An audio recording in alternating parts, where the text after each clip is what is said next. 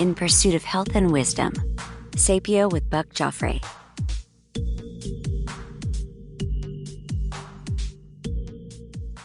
Welcome back to Sapio with Buck Joffrey. Today my guest is Dr. Nayan Patel. Dr. Patel is a pharmacist and founder of Auro Wellness. That's A-U-R-O Wellness.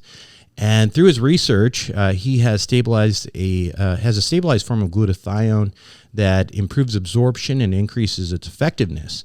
And he's also the author of another book that's gotten a lot of attention called The Glutathione Revolution: Fight Disease, Slow Aging, and Increase Energy with the Master Antioxidant. Thanks for joining us here on Sapio, Dr. Patel. Oh, it's my pleasure to be here today. Thank you. So I want to start out with this question about oxidative stress, because oxidative stress is a big one. It is part of virtually every disease that kills us, cardiovascular disease, cancer, you name it, and neurodegenerative disease. I think it would be good to back up and talk a little bit about the physiology here. And the basis of oxidative stress is from something called free radicals. And I'm wondering if you can talk a little bit about how we get free radicals in our body and why they're bad for us. Absolutely. I mean, free radicals are necessary evil. The Auro species are necessary evil. They're produced every single day in our body. Actually, all human beings are in oxidative stress. All of them are. Because the flip side is you're in a reductive state, and that is not possible. And so everybody's in oxidative stress, but the key is, how do we keep them low? So the question is, where the oxidative stress comes from? Two main reasons that it comes from. One is our own body chemical reaction that happens every single day. The byproduct of that is an ROS species that has been excreted or is part of the chemical reaction, and it comes from the oxygen itself that has been used for all these chemical reactions. These are all aerobic reactions, of course. Right. The second part is, of course, the environmental sources, that the exposure to the sun that is causing the extra energy, giving the extra energy to the body. In the process of that, is also creating oxidative stress in our body. So those are two main reasons that are out there, besides some other ones. But those are the two reasons why we have this stress in our body. But again, it's a byproduct of something that is good that's happened to a body in the first place. Sure. So just a quick definition for people who didn't understand the ROS, that's reactive oxygen species. So that is effectively the same thing. We're going to use that back and forth today, free radicals and reactive oxygen species. What are some of the external environmental causes of maybe increasing free radicals in our body? So externally, of course, the source is the oxygen. Right. So we breathe oxygen all the time. But besides that, it's also what else we breathe with it, right? There are some known chemicals, known toxic chemicals that we breathe. I mean, the pollution in the cars alone are a major source of producing those free radicals that combines with the oxygen itself. But besides that, we are also ingesting chemicals, organic phosphates, and the chemicals from the fertilizers, things like that. I mean, there's so much different things we expose to ourselves to. All these are basically being processed into the liver, where it's produced. Most of this reactive species are produced. So when I think about oxidation as in disease processes, some of the ways that they're bad for you, like the instigating, probably biggest moment in cardiovascular disease development and atherosclerosis is the oxidation of LDL particles in the subendothelium. And that creates this cascade. And then if you think about cancer, it is, genetic changes that potentially can happen from free radicals, basically contributing to mutations. So we've got all of these things that we're dodging in our body, right, on a constant basis. And so we do have a defense mechanism against those free radicals, which is antioxidants. And if you want to talk a little bit about what antioxidants are, some of the examples of those and how they work. Absolutely. So what you're talking about earlier about the oxidized cholesterols, which is people always measure the LDLs and the HDLs, the big particles, but they forget to measure the ApoBs, the ApoEs, and things like that, the lipoprotein A's and things. That's a real culprit of the problem, Sure. not the big cholesterol molecules. But the Right. question is great: is how do we make sure the body doesn't oxidize those cholesterol molecules, which is the real culprit of these things. Right. So actually our body only produces one molecule as a major antioxidant, which is glutathione. It is the most abundant molecule produced by humans. It's available abundantly in our body. It's just that our demands are getting much higher. But then we also like to see what else can we do to support the increase of this glutathione in our body. So there's two things that we can do. We can keep on producing more and more glutathione by our body all the time, or we take some additional supplements to kind of regenerate the production of glutathione correctly. Like, for example, we take vitamin C, vitamin E, and alpha lipoic acids. All those molecules are actually giving the energy back to an oxidized form of glutathione to regenerate into glutathione again. Yeah. So the chemistry is very simple. Yeah. A body produces glutathione, it gets oxidized because it's given this electron to neutralize an Auro species. Once the glutathione gets oxidized, two oxidized glutathione comes together and forms a very stable molecule called GSSG molecule. This molecule is stable, and you can measure them in your blood. That's two glutathione species after they're basically being reduced, right? After they've been After they've been oxidized. After they've Right. been oxidized. Okay. So when they come together, it becomes a very stable molecule that your body, it becomes very inert. But then it will take the energy source from vitamin C or alpha lipoic acid, or even as simple as just 5 minutes of sunbathing. That energy is enough to regenerate the GSSG molecule into GSH, which is a short form of glutathione. Right. And so now every molecule of GSH gives a birth of two molecules of GSH. Got it. Sorry, GSSG to two molecules of GSH. So there's a constant recycling happening in our body all the time. So all the molecules that we ingest from outside sources are actually regenerating oxidized form of glutathione back in the reduced form. So just I guess as summary, because this is a major point. First of all, when we talk about other antioxidants, whether that's vitamin C, vitamin E, coenzyme Q, all these things, they are essentially, they're externally, they're things that we tend to get from our diet. And what they're doing is they are antioxidants. They are essentially sort of neutralizing these free radicals. But the problem that you have pointed out is that, once they have accepted those electrons, they need another place to basically, give those electrons back to so that they can be functional again. And in that role, it's basically glutathione. Is that correct? That is correct. The energy that this molecule have, they are actually giving to the glutathione to regenerate, to make it into an antioxidant. But I tend to believe that vitamin C in reality is not an antioxidant at all. From the very get-go, it's a pro-oxidant. It's a charged molecule that you're ingesting it, and the charged molecule is used to regenerate glutathione in your own body to do the work.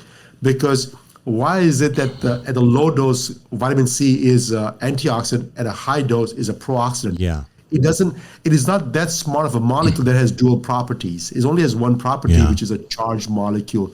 But it's labeled as the major antioxidant of the world. In reality, it is a charged molecule that is regenerating glutathione to see the benefits. So we see the antioxidant benefits, not because the vitamin C is the one actually doing all the work. It's because it is regenerating glutathione to do the work for it.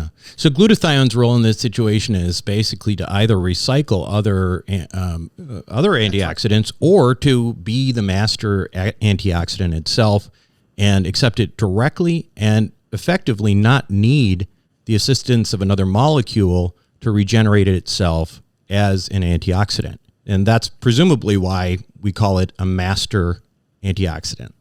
Absolutely. Right. And it's also, well, it's considered master antioxidant because it has more than just antioxidant properties.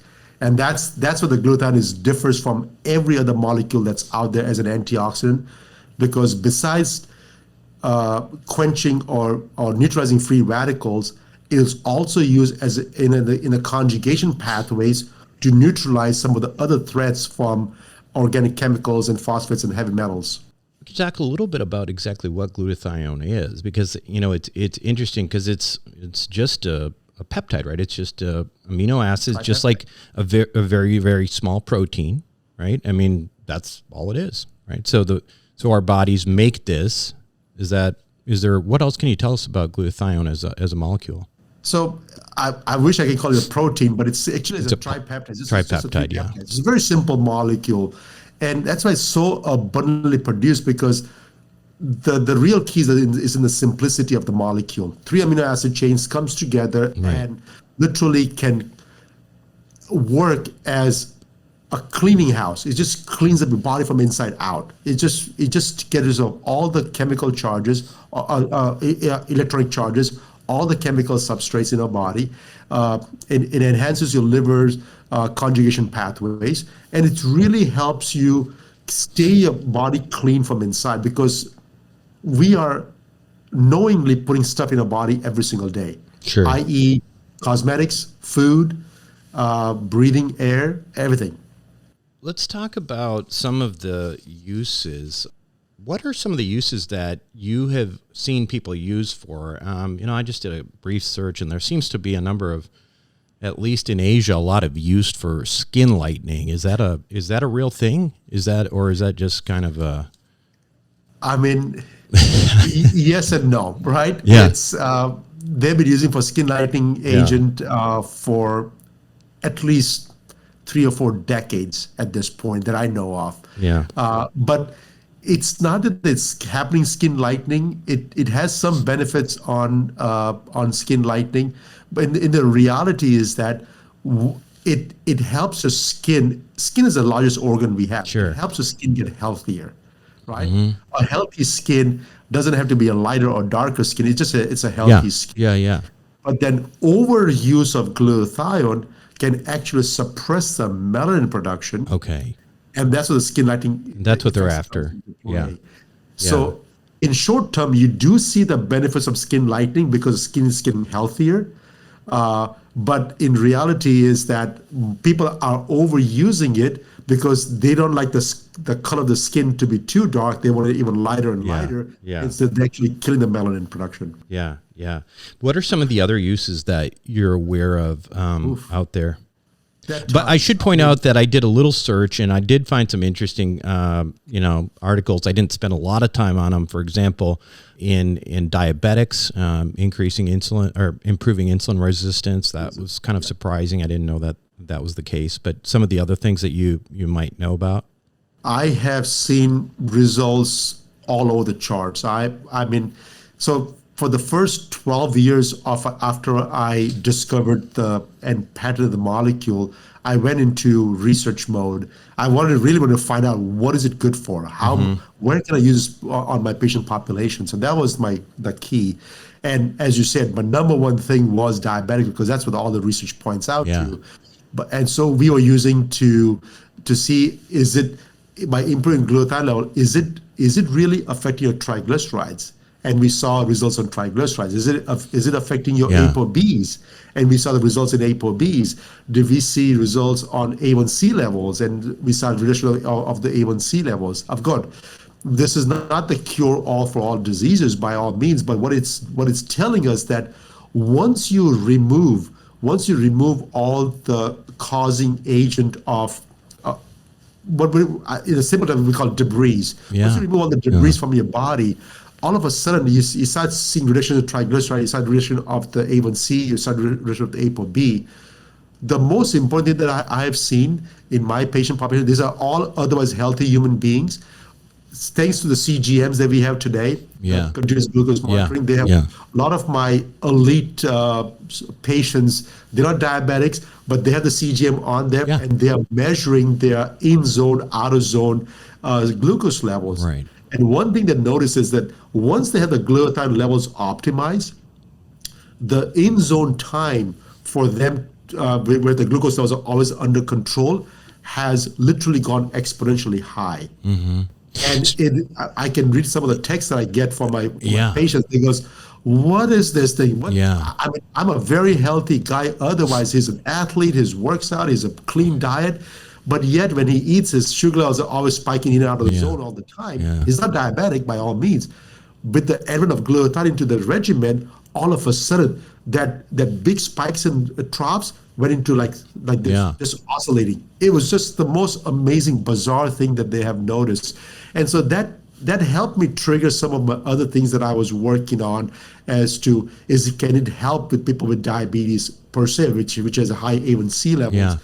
My book, I have given a test that was done at a pharmacy with 35 patients or so, that we were able to show reduction of just triglycerides, but all the patients that had reduced triglycerides also had a reduction in the A1C levels as well. And this was, all we're trying to do is, we're not trying to change the diet or anything. We're just trying to see, by enhancing glutathione, enhancing your own detox pathways, are we able to see some results? So one of the things that you mentioned was optimization of glutathione levels. What does that mean? Like, what levels should we have? Because, that's not something that we typically order, right? I mean, as physicians, it's not on your standard panel. So you're gonna order glutathione levels, and what are you looking for?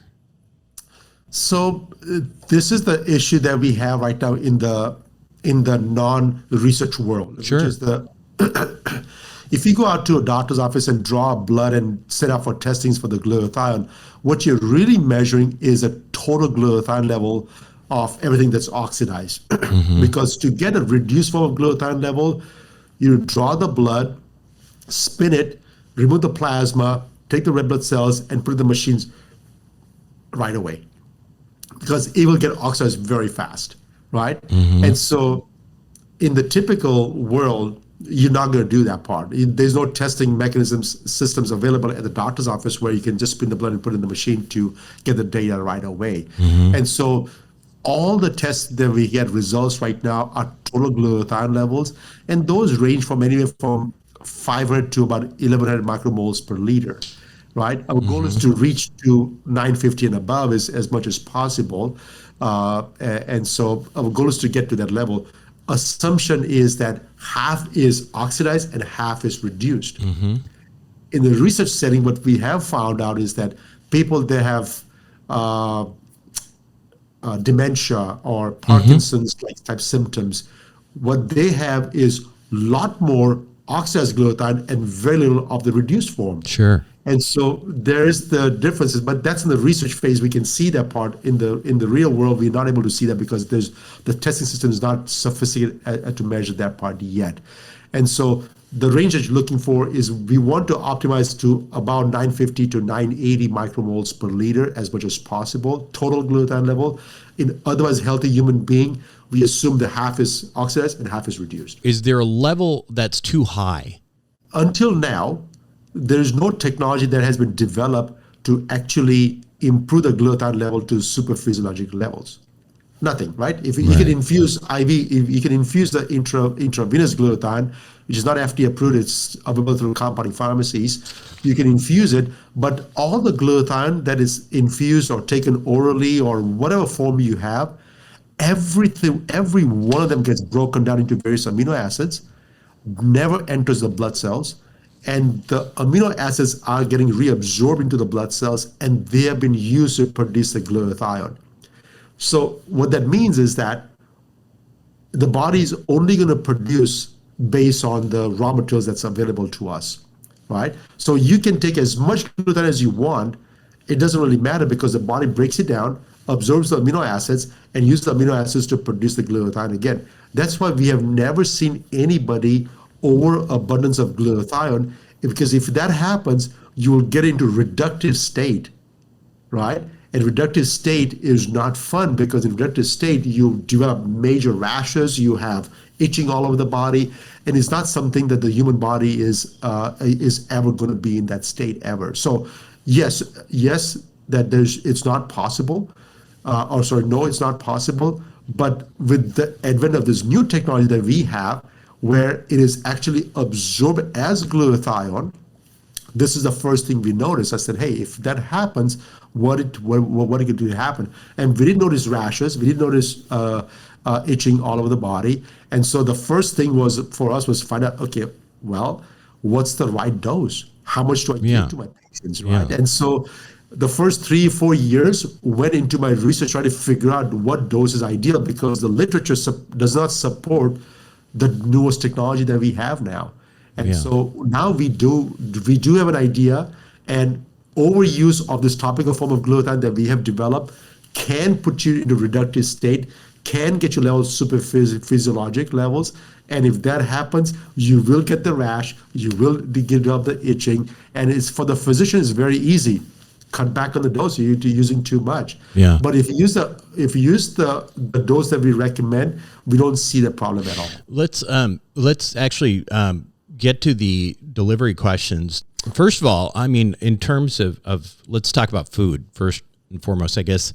Yes. In terms of optimizing glutathione intake in your diet, what types of food are high in glutathione, or is it pretty much anything with protein? Well, the key is the 3 amino acids, right? Glutamic acid, glycine, and cysteine.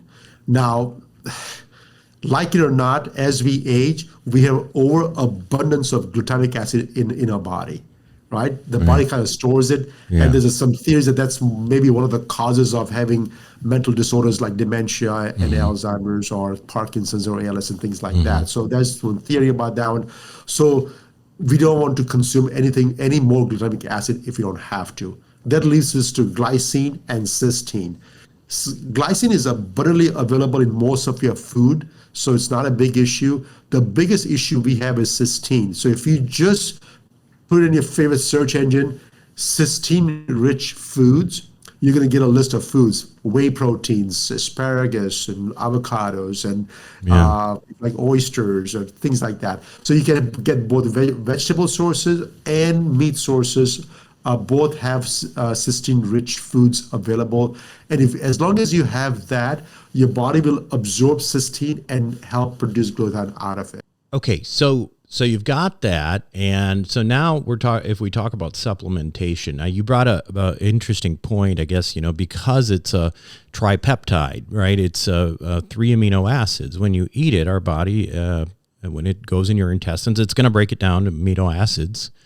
And so that doesn't necessarily seem like the best delivery system. So what about IV supplementation of glutathione? Obviously, it's certainly not a convenient thing, but what have you seen with that?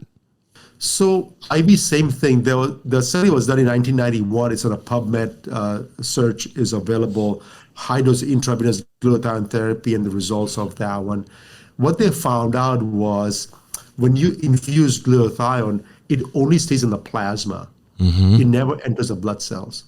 And because it stays in the plasma, the kidney will filter out the plasma, and ideally it will dump the glutathione back into the system. But what happens with the exogenous source of glutathione, the kidney filters the plasma out, and it's breaking down the glutathione into amino acids, and we see a rise of cysteine in the blood after 6 hours. So what's really happening is that the half-life of glutathione in the blood is only 14 minutes. So plus or minus 9 minutes. That means either 5 minutes or 23 minutes is out of your system. But what they did see was they saw a rise in cysteine. So FDA has approved cysteine as a drug to be used in the hospitals. The brand name is Mucomyst, right? And so they have never approved glutathione, but they have approved cysteine because that is the only thing that body can absorb correctly. Right. And so infusing glutathione, to me, is not solving the problem. Yeah. Because all you're doing is increase cysteine in the body. So is And that, so certainly it didn't absorb in the red blood cells, but do we have any sense if it, if it was absorbed into any other peripheral cells? Because obviously red blood cells alone, there's probably things that absorb into, they go from the plasma to the various organ cells and things like that. Do we know that those types of things don't raise body levels of glutathione as they are? It does not. So what in the study they did see a 300-fold increase of glutathione in the urine in 14 minutes. Yeah. But they did see a 10-fold increase of cysteine in the blood. Right. So what they saw was glutathione is getting dumped. What is left over is converted into cysteine, and the cysteine is getting reabsorbed. So I wish the other one was true, where we do not know the answer, and some of the molecules getting absorbed in various parts of the body and the tissues. But in the reality is that the excretion pathway was measured in the urine, and they saw a huge spike of glutathione in there. So the other thing I did notice, I just if you could comment on it, is that part of the the diabetes studies, I noticed that they were using liposomal glutathione orally. And I mean, they seem to have benefits. What's your take on that? Do you think, part of it is, okay, maybe it's absorbing, but maybe it's not as efficient as it could be in other ways. But the diabetes study that I was looking at used that showed positive results was using liposomal oral glutathione. I know the author of the study because we've been doing studies with him now on my technology, and it's just a game changer. So please don't get me wrong. All these products that have been used today does improve glutathione levels. They all do it, but not because you're absorbing glutathione. Giving more raw materials. The body is taking the cysteine and making the glutathione out of it. Yeah. Right? And actually, it's interesting because there's a parallel there. And as you know, as I'm sure you know, one of the challenges with in longevity, people are trying to increase their NAD levels. And one of the challenges with NAD is it's just too big to get into these cells. And so, but that being said, it does seem to provide an increase in NAD levels. And it's probably because it's getting broken down to those precursors like NMN and, NR that ultimately are getting reproduced back into those cells. So I think maybe it's just an inefficiency, right? Well, it is, and you brought up a point about NAD. So glutathione, to produce glutathione, you need two things: ATP and NAD. Right. If you're taking glutathione from exogenous sources that your body can absorb as is, guess what happens? It becomes an ATP and NAD sparing molecule.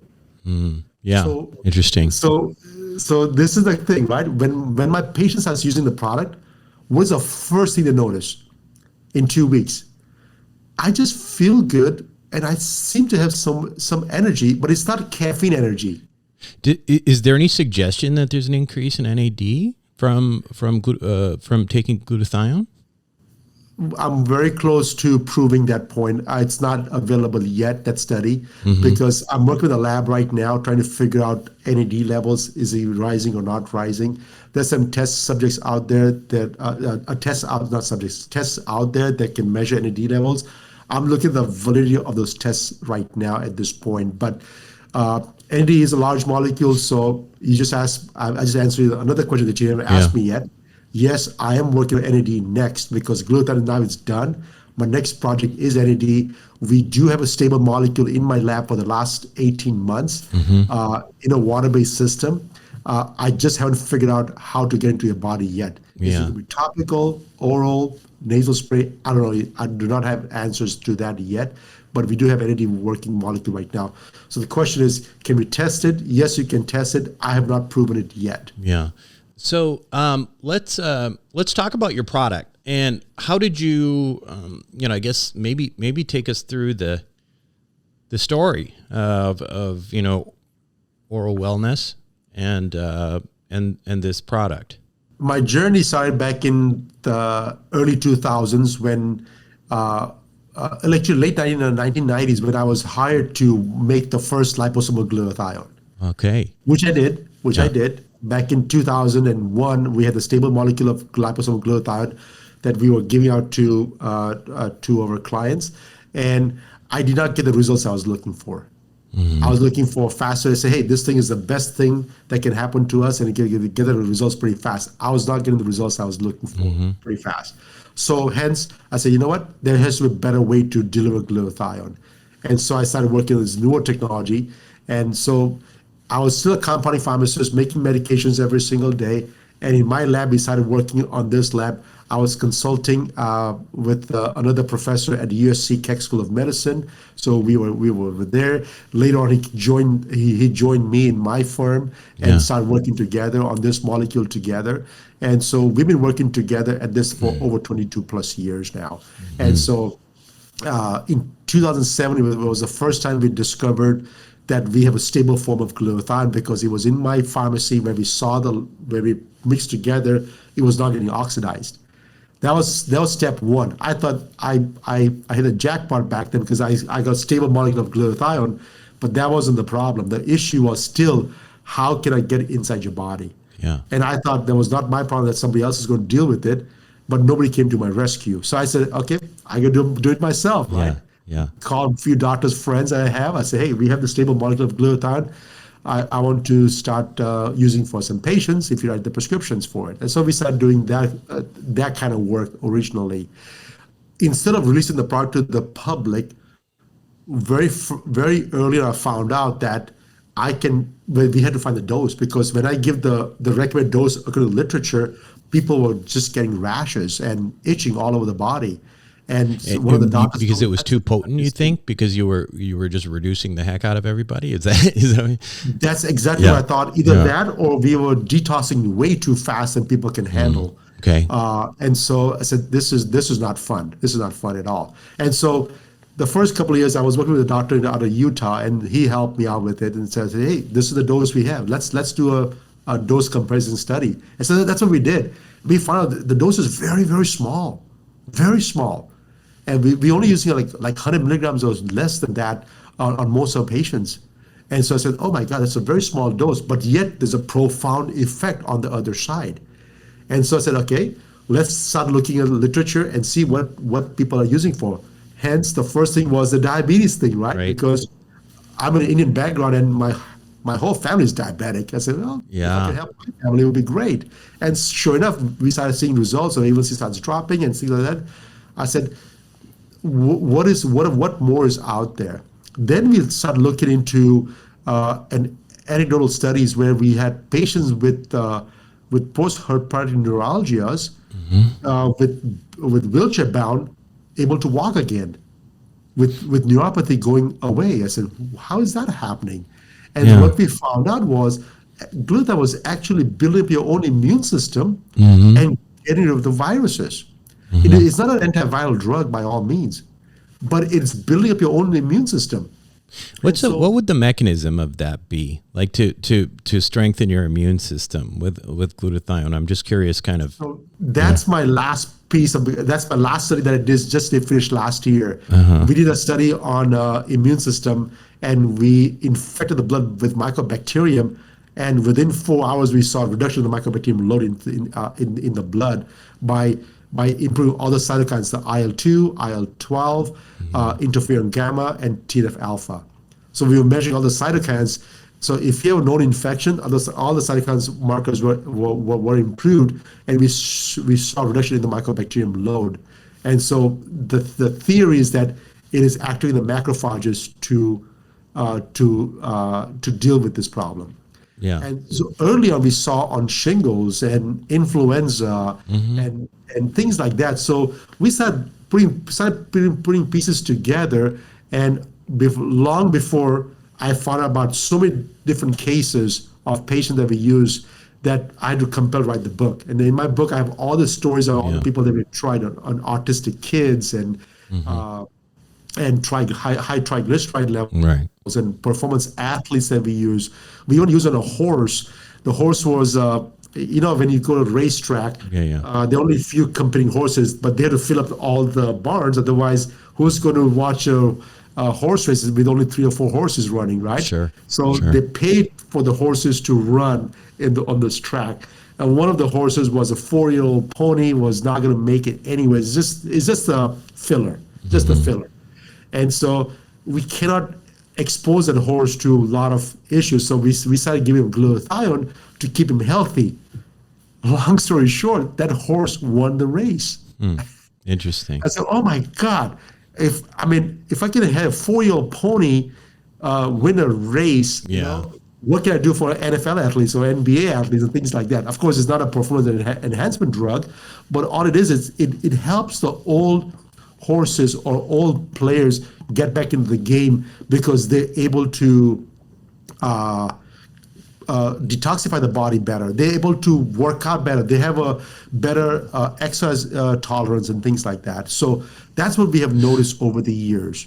What are the so what's the key in terms of what you've created? So I actually bought it and I haven't really used it yet, but so I don't know exactly what the optimal how many sprays and that kind of thing.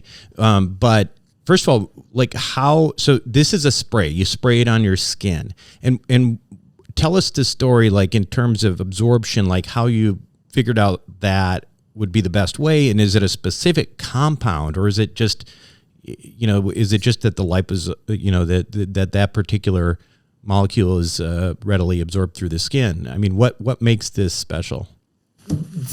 Again, I didn't go out to make for a topical formula. Right. I went out to research, and the research led me to a topical formula. Mm-hmm. So initially, when I first made the stable molecule, I figured out, I said, okay, what am I going to do? Put it in my mouth, right? Yeah. Easy things. Yeah. It tastes awful, by the way. So don't put it in the mouth. It just doesn't taste good. But people that use it in the mouth, they see the inflammation of the gums go down. So I said, hey, so there's something's happening in the mouth, but the levels are not improving at all. Yeah. So we didn't see an improvement in the level. Next thing we do a nasal squirt. And I look at the nasal squirt and say, oh my God, it burned my nose off the first time I used this. Right. Oh, this is not going to work. So it's not a nasal spray. Yeah. We looked at the molecule and we could not see the glutathione molecule at all in the microscope. I said, wait a second, we have a very, very powerful microscope and we cannot see the glutathione molecule. So we set out for testing to see, hey, what's the particle size on this thing? The particle size came out to be very, very small, right? It's sub-nanotechnology. I said, oh my God, if that's the case, it should go through the skin very easily. And sure enough, so when we did it to the skin, the doctor was able to use the skin, draw the blood in 15 minutes, and they saw a spike in the glutathione levels in 15 minutes for the very first time. Got it. That's when we first found out that, hey, this mark is actually going to the skin. So instead of reinventing the wheels, we just follow the science and made it into a topical product. Got it. So okay. So I've got the spray. I think the challenge with measuring my glutathione levels, I mean, like you said, we won't know anything about, how much of it is reduced, how much of it is oxidized, that kind of thing. So would you recommend people just give it a try and see what happens at that point? Or do you think getting baseline levels is a good idea? If you're over the age of 30, I've done this plenty of times, and I have not found anybody over the age of 30 has normal glutathione levels. When I said normal, means they're in the sub 500 range. Like you'd like them to be in like sort of the 80th percentile or above. Right? Yeah, absolutely. Because keep in mind that's your body's major cleaning. Yeah, that makes sense. House. Yeah. It has to be. I cannot expect people to be on the low end, right? At the very least, I need to be at a very high end. If I can get to the highest end, it will be ideal because that means I'm clean at all times. And so I've never seen anybody over the bottom range at all over the age of 30. So if you're over the age of 30, I recommend try for 30 days. In 30 days, if you don't see any difference in your body, zero difference, that means you're okay. You're fine. Ask for full refund, and we'll just refund the money to you. There's no question about that one. Under the age of 30, people with known metabolic disorder, people with spectrum disorder that we have found out, people that have known detox pathways that have been either compromised or not available at all, that patients will benefit immensely by activating those conjugation pathways. Sure. It is not going to fix the problem. It is just going to it's going to give you a solution to the problem that you already have, but it's not going to get rid of the problem completely. Right. So how do you use it? So personally, I use it twice a day, 4 sprays twice a day. 4 sprays is about of the glutathione, which is all my studies that I've done is on the glutathione. The glutathione plus is a higher concentration. And of course, the higher concentration, as you can imagine, we have lots of people that are super elite or athletes that they call themselves, they want to be human optimizers. Yeah. And they want the highest level possible. I said, it's not necessary, but anyways. The Glutathione plus, if you're using that would be what, half the. But the regular is what I use every day. So I use it twice a day. Every single day. But my schedule is very erratic. Like if I'm traveling, my stress levels just go skyrocket.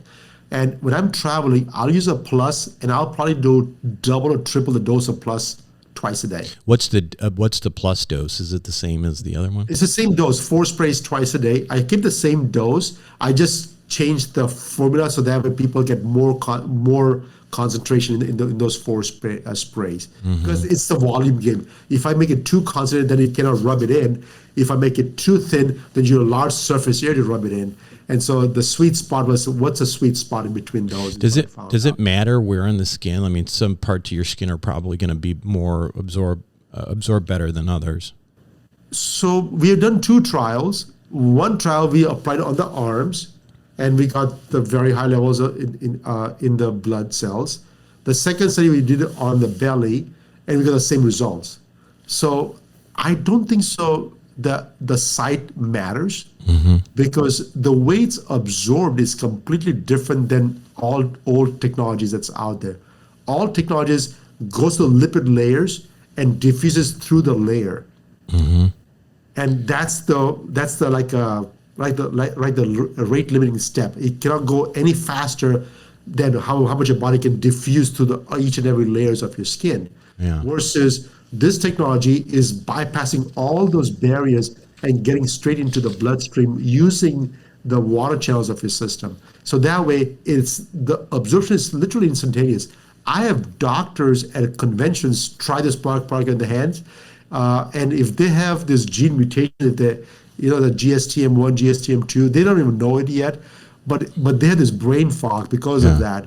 They apply what is that GSTM1? I don't even know what that is. It's one of the gene SNPs that people have. It's the conjugation pathways. If you have a mutation in those genes, you cannot conjugate. You cannot produce glutathione enough to conjugate. So your body has a detox. Oh gosh. Okay. Issues. Yeah. Interesting. And so I have a lot of doctors that have this. Doctors in the alternative medicine, they themselves are the patients. They're the N1, right? They're the patients themselves. And if they have the gene mutations and they have brain fog, they apply, and literally in 5 minutes, they say, "Oh my God, I can think clear now."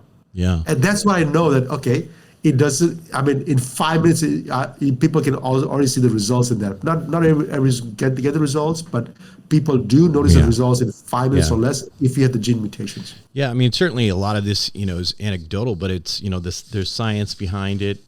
There's a reason to think that some of these things might be beneficial, if nothing else, to help your body bolster its immune system, its battle against all these other free radical problems that we end up with. Like, as we mentioned, pretty much every disease that kills us has a component of oxidation with it. What else would you think that we should know? I'm certainly no expert on glutathione, and I just want to make sure I don't miss any key points here. So right now, people always ask me about cancer. Yeah. Can we use it during cancer or not? And the answer is so mixed out there. And I would like to avoid those questions as much as possible. Well, it's not going to hurt, right? Exactly. And there's some theories out there that actually it can be counterproductive to chemotherapies. But chemotherapy is a pro-oxidant. Well, that's a very good point. I mean, you even mentioned vitamin C, and high dose vitamin C is used in some protocols, Yes, as a pro-oxidant. And so the idea in that situation would be, don't, you're trying to kill cells. And so exactly. don't get in the way of that by adding this, glutathione, which is going to prevent the killing because it's going to accept some of these things, right? So. But guess what? It's been approved to use to patients with cisplatin. Really? Yeah. Right? Yeah. So, interesting. So why do you think that? Why do you think that is? because the negative side effects of cisplatin, you need something like glutathione to conjugate that all the ill effects of cisplatin. Otherwise, you cannot take that chemotherapy drug and have no side effects. You have tremendous amount of side effects, neuropathy, and the downside to taking this medication is that if the cancer doesn't kill you, chemotherapy will. And so having glutathione on board is actually helping the chemotherapy work better. And so that way there's a fighting chance to deal with the disease itself. But there's a growing number of concern right now with cancer that we ought to look at immunotherapy as one of the treatment plans for cancer, either treat them or prevent them. And what better way to build up an immune system than glutathione itself? Yeah. So I'm not saying this is a cancer treatment by all means, but I think if we optimize glutathione levels ahead of time, then more prevention, I guess. Keep in check. Yeah. I mean, there's a possibility. There's a possibility for that. Yeah. It's interesting with all of these things. It's like, in healthy people, you could feel pretty good about it. I mean, the same thing goes for NAD, right? I mean, there are some suggestions that taking NAD in a patient with glioblastoma multiforme is a very bad idea, because you're essentially, these are highly metabolic cells, and feeding them is maybe not a good idea. So you always have to have that sort of caveat and be careful, as with any supplement. With anything, yes. And so cancer is always an elephant in the room, and we have to address it in one way or another. And I hope that I get the message across that this is not an anti-cancer product at all. Yeah. But having your own immune system deal with the issue is better than any chemotherapy that's out there. Yeah. Yeah, absolutely. Well, this has been really fun, and I appreciate your time. And again, I'm going to try this medication, and leave me your contact. I'll let you know how it goes. And again, the book is The Glutathione Revolution: Fight Disease, Slow Aging, and Increase Energy with the Master Antioxidant. And that you can get anywhere. Amazon. It's even on Audible. Yep. And then the website is Auro, AURO wellness.com. Thank you very much for being on Sapio with Buck Joffrey. It was my pleasure to be here today. Thank you very much. Thanks for listening to Sapio with Buck Joffrey. A quick reminder that while I am, in fact, a surgeon, nothing I say should be construed as medical advice. Now, make sure to include your physician in any medical decisions you make. And also, if you're enjoying the show, please make sure to show your support with a like, share, or subscribe. Until next time, this is Buck Joffrey for Sapio with Buck Joffrey.